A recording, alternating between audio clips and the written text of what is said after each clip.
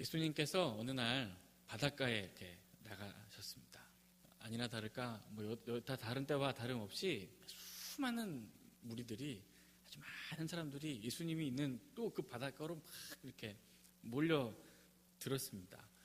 그래서 또 예수님 역시 마찬가지로 여느 때와 다름없이 몰려든 무리들에게 하나님의 말씀을 전하기 시작했습니다. 예수님의 설교는 이렇습니다. 씨 뿌리는 자가 있는데 그 씨 뿌리는 자가 나가서 씨를 뿌렸다, 이것입니다.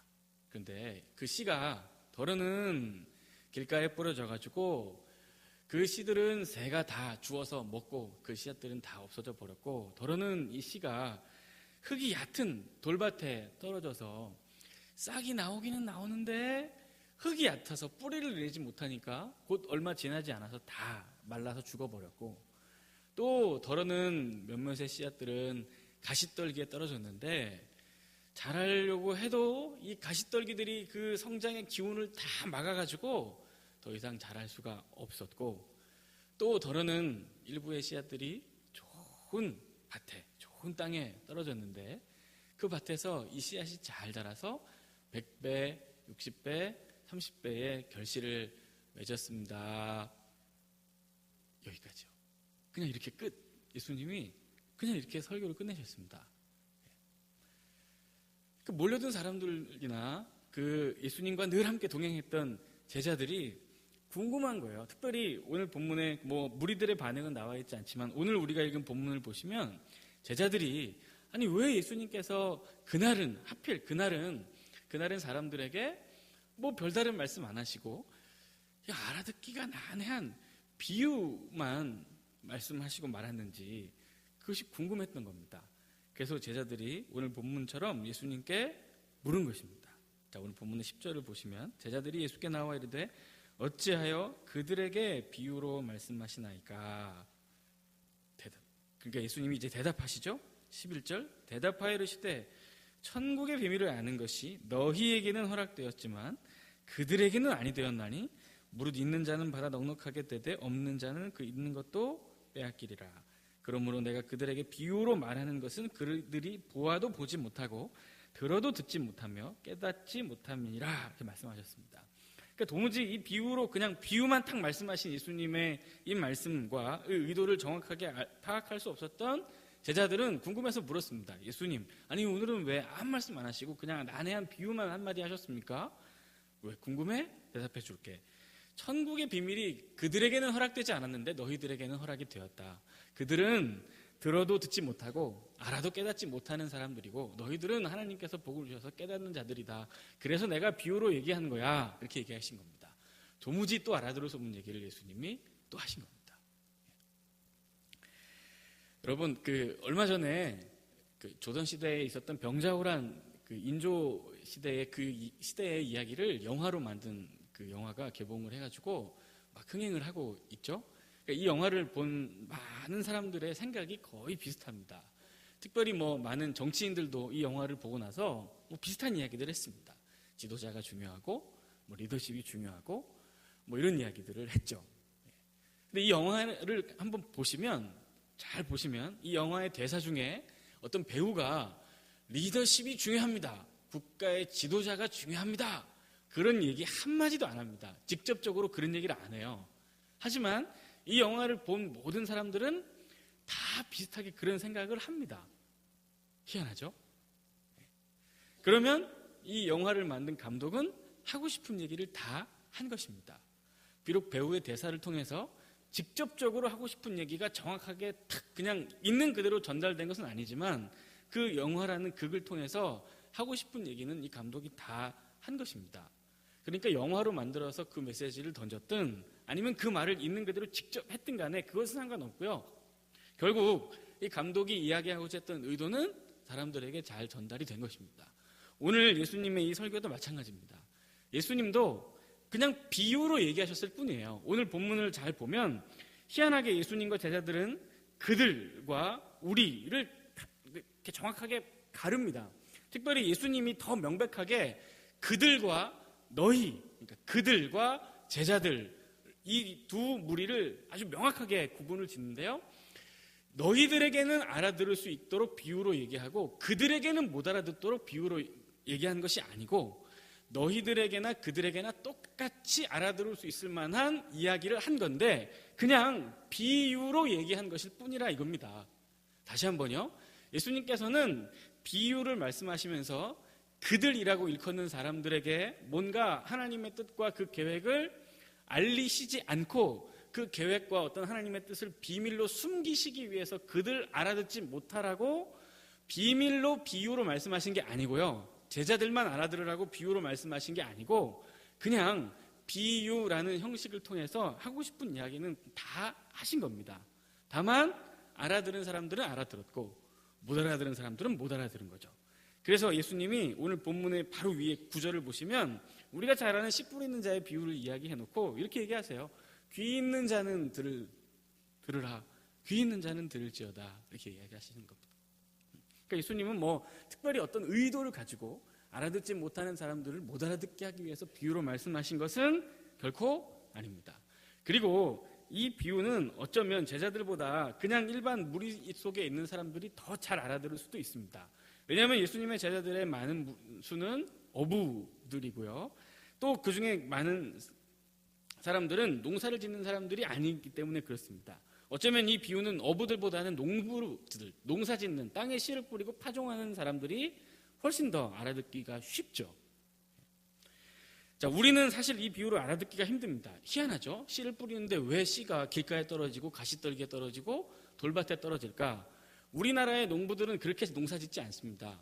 누가 우리나라의 어떤 농부가 길가에다가 씨 던지고 돌밭에 씨 뿌리고 가시떨기에 씨 뿌리고 그렇게 하겠습니까? 그것은 우리나라의 문화고요. 이 당시 예수님 당시 이스라엘 사람들의 농경 문화는 그렇지 않았다는 겁니다. 이 사람들은 사실 농사 지을 만한 땅이 가나안 땅이 아니고 사실 이렇게 평지와 평평한 평야가 있는 곳이 그렇게 많지 않아서 산에 있는 밭이나 조금의 약간의 어떤 평지에다가 농사를 지었는데 이들은 농사를 지을 때 일단은 먼저 모든 땅에 그냥 씨를 다 뿌리고 씨를 다 뿌린 후에 거기에 길을 내고 물을 댈 수 있는 어떤 그런 공간들을 만들었다고 합니다. 그러니까 씨를 다 뿌려놓고 나중에 농부가 길을 내려고 또 그 땅을 갈아엎고 개간하는 작업들을 다시 하는 거예요. 그러면 그 과정에서 미리 뿌린 씨가 다음 작업에 의해서 때로는 길가로 날아가기도 하고 돌밭으로 던져지기도 하고 또 가시떨기 아래로 떨어질 수도 있는 거죠. 그러니까 이 당시에 농부들은 이 얘기 들으면 다 그냥 알아듣습니다. 알아듣는 얘기를 하셨을 테니까요. 우리는 좀 이해가 안 되지만 이 당시 이스라엘 농부들은 다 알아들었을 겁니다. 그렇지, 맞아. 씨를 뿌린 자가 나가서 씨를 뿌릴 때 덜어는 좋은 땅에 떨어지기도 하지만 또 많은 경우의 수는 돌밭에 떨어지기도 하고 가시떨기가 있는 곳에 떨어지기도 하고 길가에 던져지기도 하지. 그래서 종종 씨를 물고 가는 새들을 볼 수도 있지. 이 당시의 농부들은 이 말 다 알아듣습니다. 그러니까 예수님은 이 말을 철저하게 어떤 그들 알아듣지 못하게 하려는 의도를 가지고 그들에게 숨기기 위해서 이 비유를 말씀하신 것이 아닙니다. 그냥 비유로 얘기하셨을 뿐입니다. 그러면 여기서 말하는 그럼 그들은 누구고 제자들은 누구인가? 예수님이 9절에서 이렇게 얘기하셨죠. 귀 있는 자들은 들으라. 귀 있는 자들은 들으라. 귀 있는 자여서 듣고 깨닫고 지키고 순종하는 사람은 제자고요. 그렇지 않은 사람은 그들, 무리인 것입니다. 그러니까 아무리 비유로 얘기하든 그냥 얘기하든 제자는 깨닫게 되는 것이고요. 그들은 아무리 얘기해줘도 모르는 것입니다. 예수 그리스도께서 십자가를 지시고 사흘 만에 부활하셔서 우리의 모든 죄를 씻으시고 우리를 구원하셨다라는 이 얘기, 예수 그리스도의 십자가의 은혜와 구원에 감사하는 신자들에게는 더할 나위 없는 복음이요 기쁜 소식이지만, 감사하는 마음에 눈물도 흘릴 만한 이야기지만 믿지 않는 자들에게는 허무맹랑한 이야기에 불과합니다. 이 얘기를 우리에게는 비유로 해도 알아듣고요, 직접 예수님이 당신을 위해 십자가에서 죽으셨습니다 라고 얘기해도 다 알아듣습니다. 알아듣는 사람들은 다 알아듣는 것입니다. 그래서 예수님이 그냥 비유로 말씀하신 겁니다.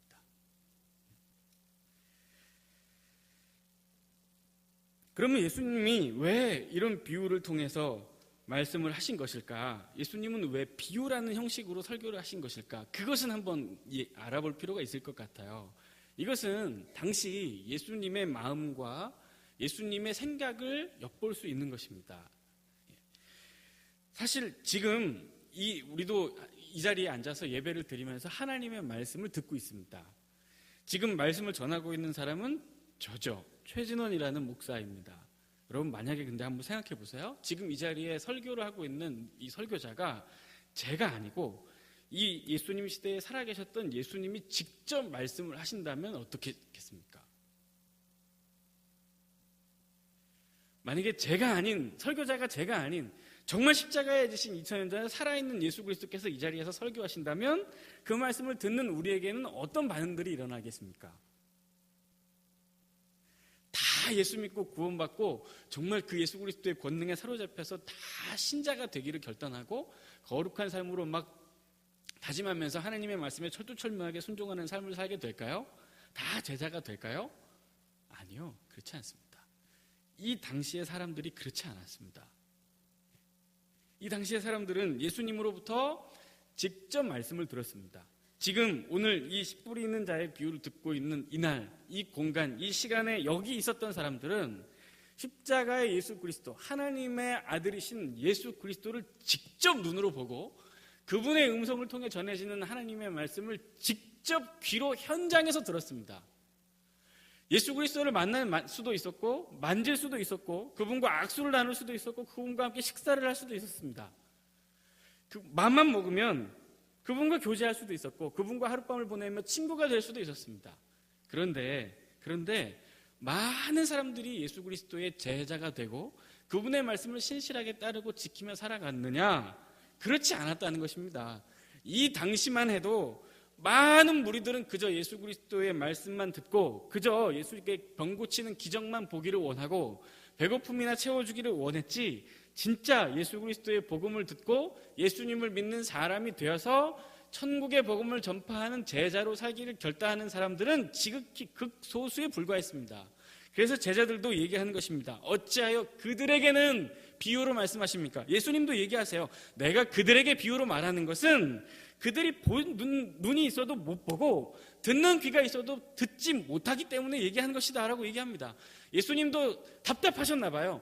당신이 직접 하나님의 살아계신 아들이신 예수님이 직접 얘기하고 직접 말씀하시고 직접 기도하시고 직접 병 고치는 이적을 행하시는데도 불구하고 그 당시에 예수님을 직접 대면하는 사람들조차도 예수님을 믿지 않는 것입니다.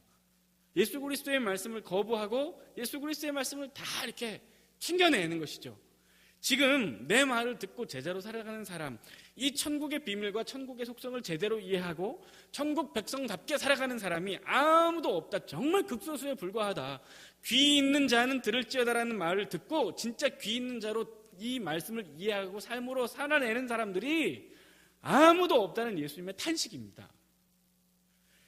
그러면 이 말씀을 들을 때 사람들에게도 역시나 반응이 일어나겠죠. 어떤 생각들을 하게 되겠습니까? 좋은 땅이 되어야 하겠구나 라는 생각을 하는 사람들이 있을 겁니다. 귀 있는 자가 되어서 저 말씀을 이해하고 저 말씀을 하신 예수 그리스도를 신실하게 따르는 주의 제자가 되어야 하겠구나 라고 결심할 수도 있겠죠. 또 지금 내 마음과 내 삶이 또 내 심령이 돌밭 같구나, 또 내가 지금 길가와 같은 사람들이구나 하는 깨달음을 가지고 진짜 진정한 좋은 땅, 제자의 길로 접어들기로 결단하고 새롭게 마음을 정하는 사람들도 있었을 것입니다. 그런 의도를 가지고 예수님께서 이 비유를 통해 하나님 나라의 복음, 천국의 말씀, 하나님의 뜻을 선포하신 것입니다. 그러고 나서 제자들에게 이 비유의 의미를 이제 직접 알아듣기 쉽게 설명해 주세요. 우리가 함께 읽진 않았습니다만 19절부터 보시면 천국의 말씀을 듣고 깨닫지 못할 때는 악한 자가 와서 그 마음에 뿌려진 것을 빼앗나니 이것은 곧 길가에 뿌려진 자요 라고 말합니다. 천국의 말씀을 듣고 깨닫지 못하는 자, 천국의 말씀을 듣고 이해하거나 깨달으려는 의도가 없는 자, 귀를 닫고 마음을 닫은 자를 말합니다. 하나님의 말씀을 하나님의 말씀으로 듣고 싶은 생각이 없는 사람들이죠. 지금 그 현장에서 예수 그리스도의 말씀을 듣기는 들어도 저것을 정말 하나님으로의 말씀으로 듣고 정말 하나님의 말씀으로 여겨서 저 말씀대로 살기로 작정할 의도는 요만큼도 갖고 있지 않은 사람들을 말하는 것입니다. 그냥 예수라는 사람이 전하는 하나님의 말씀이라는 말에 불과한 것이죠. 그저 저 예수 그리스도가 일으키는 기적이 궁금하고 저 예수 그리스도가 주는 혹시 빵 조각 얻을 게 있을까? 뭔가 유익이 있을까? 얻을 수 있는, 누릴 수 있는 권리가 있을까? 그냥 그것에만 혈안이 되어서 이 뒤를 쫓아다니는 것뿐 이 말씀에 어떤 특별한 의미를 두거나 이 말씀에 권위를 주거나 이 말씀에 순종하고자 하는 의도는 하나도 없는 것입니다. 그러니 부러진 하나님의 말씀이 새가 이 씨앗을 집어가듯 사단이 그 말씀을 그냥 다 집어가 버리는 것이죠. 또 돌밭에 부러졌다고 합니다. 돌밭에 부러졌다는 것은 말씀을 들은 순간 즉시 기쁨으로 받긴 하지만 그 속에 뿌리가 없어서 잠깐 견디다가 환난이나 박해가 일어날 때 넘어지는 사람을 말한답니다. 예수 그리스도를 믿고 예수 그리스도의 제자가 되기로 결단합니다. 그러면 이제 극심한 박해와 환난이 그들에게도 다가오게 되죠. 실제로 예수님의 제자들도 예수님이 십자가를 지신 이후에 죽음의 위협을 느껴서 다 도망갔습니다. 이 당시 환영받지 못하는 예수 그리스도, 사람들에게 인정받지 못하는 예수 그리스도를 믿는다는 것은 곧 고난과 박해를 의미했고요. 수많은 초대교회 성도들이 다 그렇게 죽어나갔습니다. 말씀을 받기는 받지만 그 당시에는 기쁘지만 이 말씀 때문에 내가 믿는다는 사실 때문에 내가 어떤 손해를 봐야 하고 내가 어떤 괴롭힘을 당해야 하고 내가 고난을 당하고 환난을 당하게 되면 그렇게까지 믿고 싶어 하지는 않는 것입니다. 그리고 내게 고난을 주시는 예수, 내게 고난을 주는 하나님, 내 삶을 괴롭게 하고 나를 오늘도 근심케 하는 신, 그러면 필요 없지. 그러려면 뭐하라고 믿어? 라고 인생의 고난과 환난 앞에 기꺼이 믿음을 아무렇지 않은 듯 그냥 버리는 사람들을 이야기하죠. 또 가시떨게 부러졌던 것은 말씀을 들으나 세상의 염려와 재물의 유혹으로 말씀이 막혀 결실하지 못하는 자라고 했습니다. 말씀을 듣기는 들어서 마음에 기쁨은 있고 그대로 살고 싶기는 한데 재물의 유혹이 더 강렬한 것입니다. 놀고 싶은 마음, 쉬고 싶은 마음, 더 돈 벌고 싶은 강렬한 유혹을 참아내지 못하는 것이죠.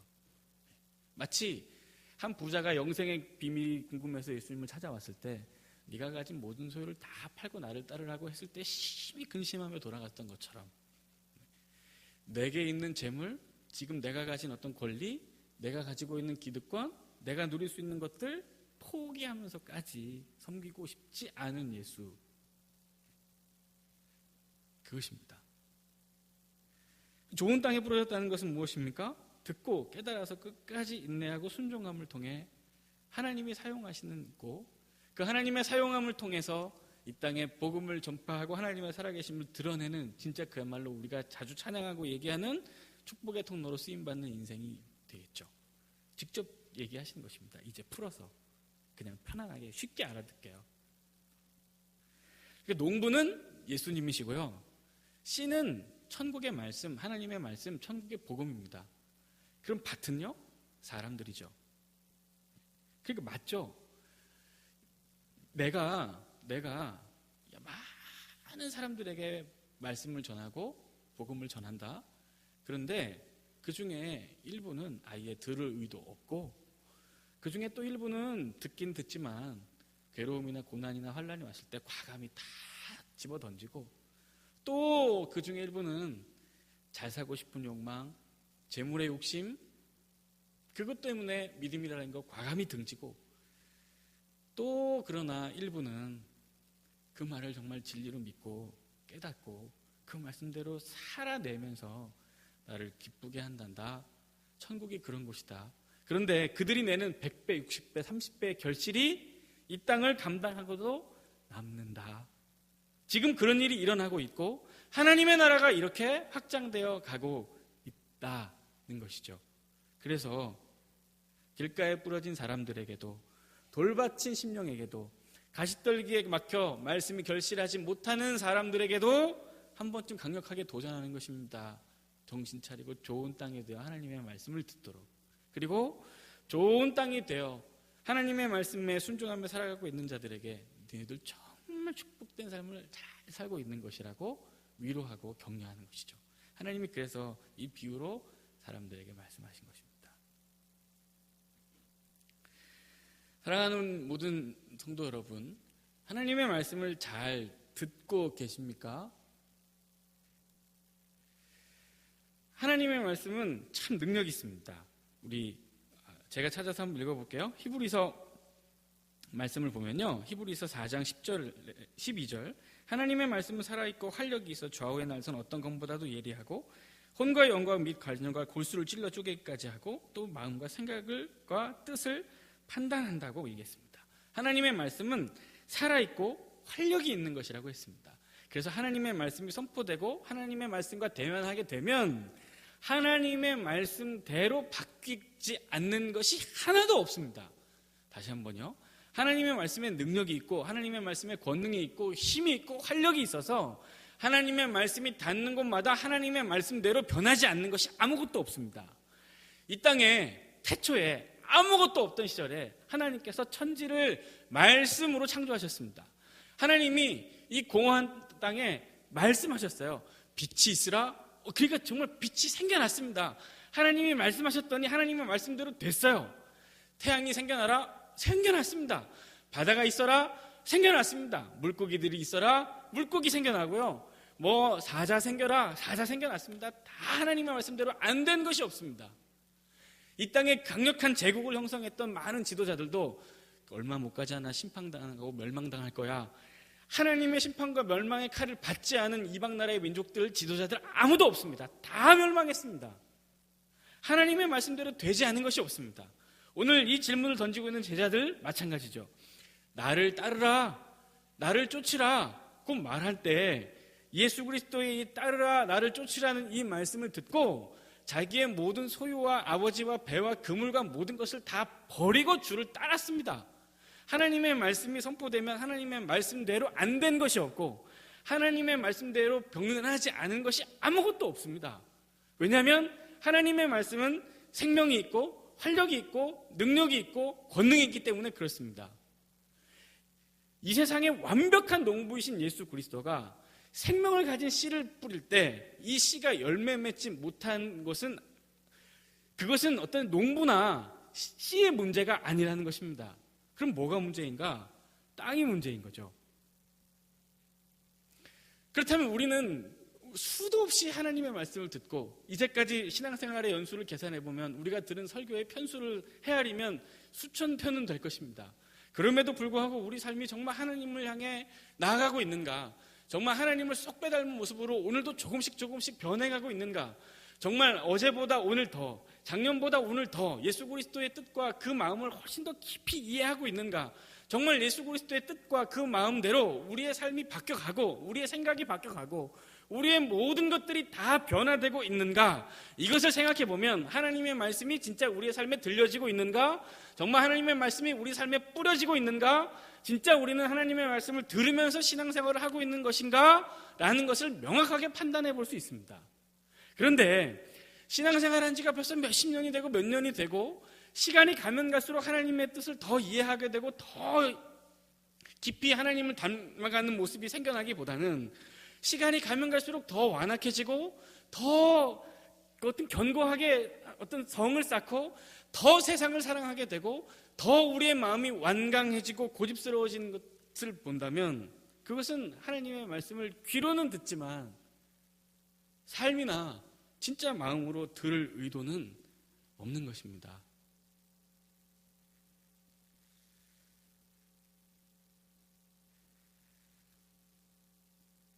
듣고 싶고 순종하고 싶고 그런 마음이 정말 우리 마음속에 없는 것이죠. 하나님의 말씀을 듣고 싶기는 하지만 하나님을 따라가면서 살고 싶기는 하지만 손해보면서까지 자존심 상하면서까지 감정 상하면서까지, 돈 못 벌어가면서까지, 그렇게까지 하면서 하나님의 말씀을 듣고 싶어 하지는 않는 것입니다. 그러니까 우리의 삶이 변하지 않는 것이죠. 아무리 세월이 흘러서 많은 말씀을 들어도 전혀 하나님의 성품을 더 닮아가는 모습을 찾아볼 수가 없는 것입니다.